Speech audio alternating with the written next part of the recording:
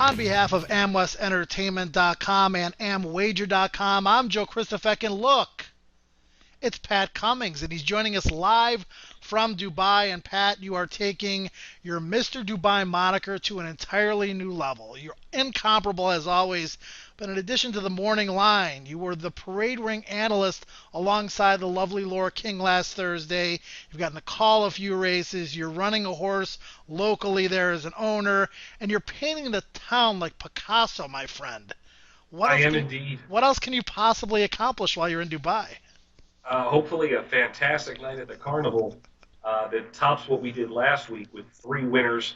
How about a clean slate on Thursday? I would take that. Yeah, we both made a little bit of money in our bankroll. We'll get to that a little bit later on in the program as Pat releases all of his selections on this video. First, some information as always, AmWestEntertainment.com for the Dubai Racing Comprehensive, free past performances, track and statistics, Pat Cummings analysis and selections in greater detail, and also live video on race days as well. Pat, this video will encompass the races for Thursday, January 23rd, 9:30 a.m. Eastern Time, 6 thoroughbred races. And what do you think of the feature this week? Hey, 14 going 7 on the grass. There's some horses that are stepping up in company, some that are returning to action. I think there's really a lot of different angles you could go to, cutbacks, and it's going to be one of those angles that I end up going with in what is otherwise a race where I think there are many in with chances. And frankly, I think that's the theme of Thursday's card. And that's a $250,000 Al Fahidi Fort Group 2 that Pat speaks of. We'll cover that in just a few moments. First, some more important information as far as improving your handicapping and potentially selecting more winners. Timeform US is giving away free Maidan Pass performances through Super Saturday. Now, Timeform US Pass performances contain expanded data for foreign runners and speed figures that are all on the same scale. They're perfect for meets that attract shippers from around the world.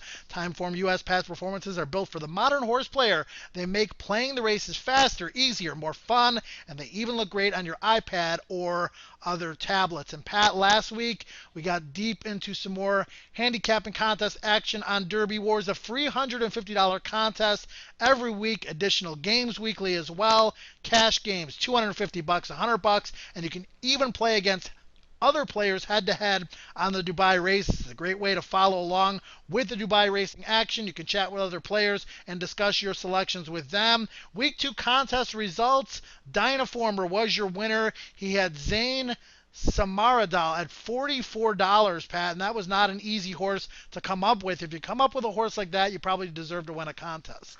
You do, and it's the first time in the history of racing at the Carnival that we're fairly certain that had come from Oman. He was racing in Muscat, Oman, about a 5 hours drive from here, in his last race, and won a race down there and came back over. He's owned by the Royal Cavalry of Oman. Who says the Carnival is not diverse? We have a winner from Oman Well, in Pat, the second night. I've kind of thought this carnival racing is a little bit like Major League Baseball. If you watch enough, you're going to see something that you've never seen before. So we'll see if that theme continues in week 3. More on HorseRacingNation.com. You can get a lot of great carnival information. Interact with fans from across the world through the website, Facebook, and Twitter as well. It's HorseRacingNation.com for additional information on Dubai racing. Pat, let's recap week number 2 of the Carnival, highlighted by the Guinea Trials and also a coming out party of sorts for Caddo Mountain, who I thought was extremely impressive. So yeah, back to the Guineas Trials. Godolphin wins both of them. Wedding Ring takes the 1,000 Guineas Trial. She really had to work for it. The pace was not all that swift, and she does run into Magruma, who is Mike DeCock's filly. I actually had a chance to see her back at the barns today. Really a lovely filly, and I think she'll come on scads for that race. But Wedding Ring really comes and runs her down. She really had to work for it. It was a good effort. And the thing about this race is that her final 200-meter split was as fast as the second-place finisher in the Dubawi Stakes. So we're taking a young 3-year-old filly who got a slow pace. She did have some energy left in the end. She kicks for home. And over a longer trip, she came home as fast as Russian Soul did in the Dubawi Stakes. And we'll see that video in just a second. On the male side of things, in the 2,000 Guineas Trial, it was, I wasn't all that keen on the Godolphin runners, and they end up winning one. They get it with Emirates Flyer. They run second with Safety Check, who I think actually may have been best in that race. One to watch maybe from the back was Figure of Speech, who was a very wide sixth placer. This was a much faster heat than the fillies, but I'm not 100% sure. I thought the third also ran a very good race, My Catch, who set that hot tempo and still stayed on towards the end. So really interesting action there on the Guineas trials for Godolphin. United Color came back in the Dubawi Stakes. He was our value play of the day, Joe. And ding, ding, ding. If you jumped aboard, you got 5 to 1. He actually went off the second choice, which was a little shorter than I was expecting, considering he had only been fifth in the Dubai Golden Shaheen. But he actually cut to the lead earlier than we thought as well. And you know what? Props to you, Joe. You thought the race looked like a muddling pace on paper. You were 100% right. I was wrong on that one. You had it right. United Color. He was the one. And then Catamount, who probably could have won the first race on the Carnival. He was our best bet of the day. Probably could have won it by 8. He only ended up winning by 2. He was eased down at the end on what was really just a very impressive performance. And his handicap rating is put up high enough. He'll probably go into stakes action next time. I will say this about Russian Soul, though, Pat. Broke a little slowly from the gate. Didn't have the greatest of trips. May have been up there pressing the pace, and with a little bit better trip, may have proved best in that race. But you and I nailed it, and hopefully we can do some more damage a little bit later on in this program with our selections and our bankroll. Pat, let's talk about the Thursday opener. It's a 1,200-meter dash. It's on the all-weather Tapeta. It's the Golf News tabloid. The Aussie-bred Merhi appears to be the class of this field, but a tepid 4-to-1 morning line favorite off the bench here. First ever try on the all-weather. Does that have something to do with the tepid morning line? It's a combination of that and the fact that he's coming off the layoff. How the Mike DeCock South African runners have done. None of them have stepped up to win off the bench from South Africa just yet. Although we'll talk more about that later in the program. Look, I think that this race comes down to what happens with one particular horse, and that is maybe a bit of a mystery horse in the form number 7, Al Rahajan. Al Rahajan coming in from Saudi Arabia. We have video. Let's go back to it. This was his last race at King Abdulaziz Racecourse in Riyadh. He is on the lead here. This is what he does. 3 starts at 1,200 meters, 3 wins, pretty much all of them from the front. And this last win was a blazing track record performance in 1:10.06 seconds.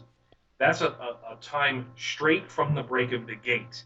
So in American parlance, he's doing like 107 and a half, 108 flat. This was very impressive. If he has any affinity for the Tapeta, he is the one to catch in a race that, frankly, the form behind here is not wildly striking to me. If number 16 Conveyance were to draw in, Joe, I think it changes the pace dynamic. I don't think that'll happen. But look, it's catch me if you can for Al Rahajan, and I'll give you a really random statistic. In the last 2 years, when Mikel Barzalona has ridden for King Abdullah bin Abdulaziz of Saudi Arabia in Riyadh, 5 wins, 2/3 from 9 starts. He knows those horses. He gets on with them well. He'll watch the video. He'll have the instructions. He's going to the front. Catch me if you can in a race that I don't think offers a great amount of competition, bar the Mike DeCock runner, number 2 Merhi, who is coming off the bench. I actually went ahead and made Al Rahajan in a bit of a crazy day my best bet of the day. Yeah, it's a day full of potential prices, and the one that you're giving us is the Amwager Best Bet of the Day. Should offer a square price as well. So best of luck with that. We'll try to kick it off with the opener and pat our bankrolls with Pat's Amwager Best Bet of the Day. Pat, on to race number 3. This is a Golf News Classified 1,600 meters or 1 mile on the Tapeta. Birdie Whistle and Mont Rab, 3rd and 4th respectively, behind the late closing Fulbright last out, are the tepid morning line choices at 5-to-1 and 6-to-1 respectively. Now, myself, I wasn't all that impressed by that pair. Looks like this, amongst many races with value opportunities, may be the best one of all on the card. Yeah, 16 horses, Joe. I think all 16 could win this race. And when you have that, you have to go and off on a little value hunt. But let's go back and look at these top 2 choices. They both ran. We're going to show 2 videos here. First, is the race where both Bernie Whittle, who is that 5-1 lukewarm morning line favorite, and Montrass come out of it. Montrass is up front. He's in the white colors. And then at the back of the pack is Bertie Whittle in the black silks off the rail. He did cover some extra ground.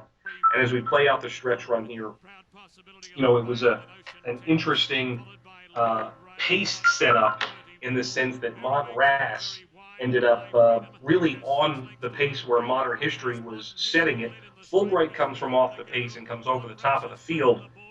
Bertie Whittle is, I think, really drawn into the pace in this particular spot. So I think of the two, Montrass is better. He was close to that hot tempo and he stayed on. Bertie Whittle came from the back. Fulbright was a 7-1, relatively ignored Godolphin trained runner. I'm passing on all of them, Joe. Again, I think you have to go searching for some value. And we're going to go and take a look at another video, and that was from the run on turf of Disa Leader. And I'm really getting a little creative here, but in a race of 16 where I think it's this open, let's go back to it.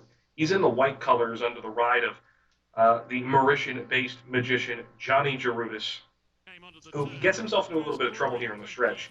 Between he and Dormello, who's in the yellow colors, and he actually runs in the second race on the card, these two basically are two horses going for a spot that's about 1.5 horses wide, and neither of them gets it. So to me, Diesel Leader, I think, will come on for this. It wasn't a terrible run at all. Last year when he went turf to Tapeta over the mile, it was really his best performance in the UAE overall. I think that's something that has to be strongly considered here, that in a field that is very wide open and also that has a lot of pace in it, I think Solar Deity, number 4, goes forward. Captain Joy, Silver Ocean, Montrass, again, will go forward, and number 16, Not a Given Could. I actually went with Disa Leader here at a price, and I made him the Amwager value play of the day in race 3, number 12, Disa Leader. Yeah, Pat, lots of reasons to like this horse. Never really got a chance to run in that race. Mile probably Diesel Leader's best distance. He's never won on the all-weather, 10 wins on grass, but he's kind of been a tough luck horse of late. So I think a lot of things point to this horse as well. And watching that video and looking at what we see on paper, I think Diesel Leader also has a big chance in this event. Let's move on in greater detail to race number 5. But first, we've got a track stat of the day for race number 4, a 2,000 meter all-weather handicap. This does offer up the track stat of the day, as I mentioned, and it's going to kind of tie into one of my value plays a little bit later on because it's a track stat of the day and for other reasons as well. Number 10, Layali Al-Andalus. He ran in that third race on the first night of the Carnival, which was very slow early. He was wide throughout, covered 12 meters more than the winner. He was a very long price on the board. The winner was not as long as he was, Busker, but he covered 12 meters more. He was beaten a length and a quarter. 12 meters equates to roughly 4.5 lengths of extra ground coverage. He's had some success on this surface before. I don't know if he is a strong win candidate, Joe, but to place again, it's only a field of 10. It's certainly not the best. The Godolphin runners have some things going against them. I think Layali Al-Andalus, I'm tipping him, I think, third in this spot, third or fourth.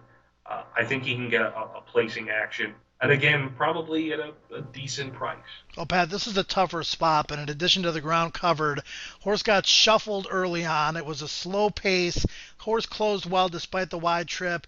This, as I mentioned, a tougher spot, but it looks like there's a ton, at least on paper, of early speed in this race, which may set the table for a closer like this 8-1 shot, who I'm going to make one of my price plays a little bit later on in the program. Yeah, going forward here, number 9, Izaj, number 3, Mutajari. They absolutely have to go forward. So with that being the case, I am not all that differentiating from you there. I think that it will set up for someone who sits behind them. But look, Layali Al-Andalus, he closed last time at a slow pace, a faster pace. Maybe it's better for him. Race 5 is a featured Al Fahidi Ford, sponsored by Golf News. 250,000 American dollars up for grabs. 1,400 meters on the grass is the distance. And Gale Force 10, the 7-2 lukewarm morning line favorite here, Pat. I'm not seeing too many 9-5, 2-1 morning line favorites. 7-2 is actually one of your shorter prices on the day. Yeah, the shortest comes in the 6th, and we'll get to that momentarily. But this is a horse I think gets a lot of attention off his European form. He was a winner at the Royal Ascot meeting in group company. He's a familiar name, ex-Coolmore horse, now run by the Wilgerbus stud out of South Africa of Mary Slack for Mike DeCock, making his local debut. A lot of things that are going to go for this horse on paper. I think he needs this. I think they're just trying to figure things out with him. So I'm not really all that bullish on him in this spot, but you have to do what the public thinks uh, when you're making the line there. So I think Gale Force 10 will be favored, and he is drawn wide in 13. Remember, this is a 7 furlong race. Last year, it was over the 1,600 meters of the mile trip. Interesting horse in this race, number 7, Heavy Metal. Joe, he won South Africa's richest race last year, the Vodacom Derby in July. I had the pleasure of being there. It was phenomenal. Just got up on the line at 16 to 1, but he was the second highest weight in the field. Look, this is a horse I think is doing very well, but 1,400 might be just too short for him as he has aged. He is a winner over the trip, but it was much earlier in his career. Heavy Metal in with a chance, the son of Silvano. You have horses that are stepping up in class. Anna Robio, Fulbright, both winners on the opening night of the Carnival. Mishawish comes in for the Qatari connections, as does Pearl Flute. My pick is number 10, Duck Scholar. This is a horse who ran in the Singspiel over 1,800. And in my analysis from that week, I said this looks like a perfect setup for a cutback, which is what he did last year over a shorter trip. I think they're going to do it again. Duck Scholar is my somewhat lukewarm selection in the Al Fahidi Fort. Well, Pat, race 6 puts a wrap on this gift from Maidan. The Property Weekly is an 1,800-meter grass race with a 5-2 morning line favorite in Gabriel, who had some trouble on opening night of the Carnival. Now, this horse lost 5 lengths at the start, raced in tight, ran into a traffic jam in the stretch. Once free, he seemed to flatten just a bit in the stretch behind the eventual winner. Pat, what did you make of this performance? I'm not 100% on it, Joe. I think a lot of people put him down in the notebook as one to follow going forward. I don't know if it's as good as it looked. I don't know if the trouble was as bad as it really seemed to be. But that being the case, I think you have to make him the favorite here. 5 to 2 is the line in this field of 12. Uh, the one thing he has going for him this week, Joe, is that there will be a lot of early speed here. Number 4, Do It All goes forward. 6, Vasily shows speed. Tarbawi, number 8, could show speed. And how about the old boy, the 10-year-old Warmonger, formerly with Bill Mott, believe it or not, he's still going. He shows speed. I think Warmonger goes. So all that being the case, Gabriel should get another good run into the race. So you have to at least consider him. I'm putting him second. The horse I want to tip on top is number 10, Senchavez, for Mike DeCock. Again, this is a Mike DeCock debuter, but I am putting him on top in this spot. And the reason is he's really going to get the toe into the race. I think he's an under-handicapped horse here, Joe. Only carries 56.5 kilograms in South Africa. He was as competitive as they come with a horse named Cape Town Noir. Cape Town Noir just won the Lomerin Queen's Plate, which is one of the big Group 1s there, and he is one of the favorites for next week's J&B Met, which is the Summer Classic in Cape Town. And he won a Breeders' Cup winning urine race by taking the Queen's Plate, so a chance he could be in the U.S., probably not, but there is a chance. I think Chavez comes in here very under his true weight, if all things were considered. Chavez, for me, gets away in the handicaps, gets a toe into the race, and beats Gabriel in the last. I believe Mike DeCock has 3 horses in here. The most high-profile jockey winds up on your top selection. It's interesting. El Estruendoso, who has a right to improve here, another one who could step up and win this maybe for DeCock. And, this horse got a little hot on the racetrack last time, Pat. Probably needed the race, could step forward. So another very intriguing finale on the program from Dubai and Maidan. Now, let's talk about the selections.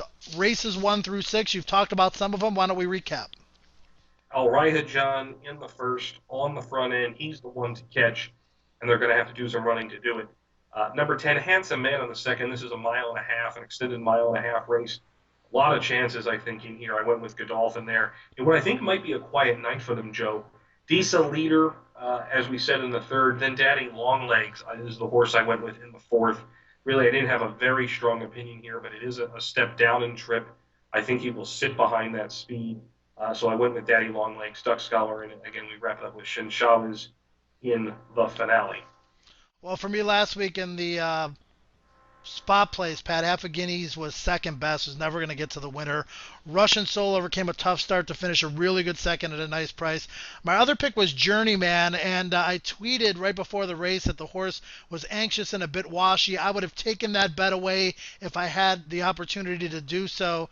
So we'll see how we do on this program. Race 3, I'm going to go with the 12 Diesel Leader. Race 4, I'm going to go with the 10 Leilali Al Andaluce. Is that close enough? Is that close enough? Number 10 would have worked too. Number 10, yeah. And Diesel Leader, I think, is going to be a nice price. You got 20 to 1 on the morning line. The other horse, 8 to 1 on the morning line, should be close to that as well. So just two spot plays for me this week, and I'm going to be very focused and try to increase the bankroll.